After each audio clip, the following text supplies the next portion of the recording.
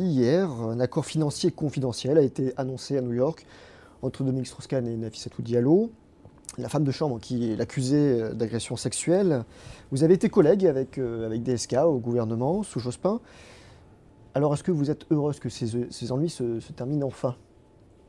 Je constate que quand on a de l'argent, on peut régler des problèmes qui amèneraient n'importe qui d'autre devant un tribunal pour y rendre compte de ses actes, et c'est problématique.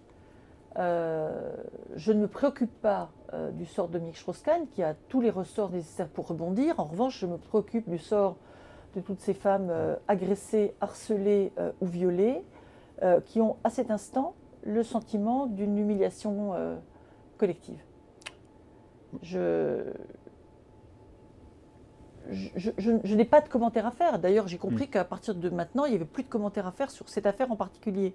Mais je pense que tout reste à faire en matière de droits des femmes et de reconnaissance de leur droit à vivre sans être harcelées ou menacées dans leur vie professionnelle comme dans leur vie privée. Très rapidement, on parle d'un retour en politique, maintenant que cette affaire est entre guillemets classée. Est-ce que vous y croyez?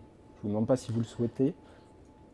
Je sais qu'on n'est jamais mort en politique. On n'est jamais mort.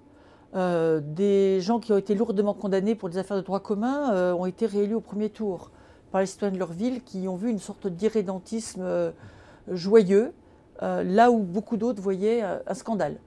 Donc je ne sais pas quel sera le sort de Dominique Strauss-Kahn, mais je pense que nous gagnerions en tout cas dans un contexte où les Français ne supportent plus le cumul des mandats, où souhaitent une plus grande proximité entre ceux qui les représentent et eux-mêmes, ouvrir grand les portes et permettre qu'aux municipales et aux prochaines élections, on ait des jeunes, on ait des femmes, on ait des gens issus de l'immigration, on ait des gens issus des couches populaires pour représenter mieux la société française.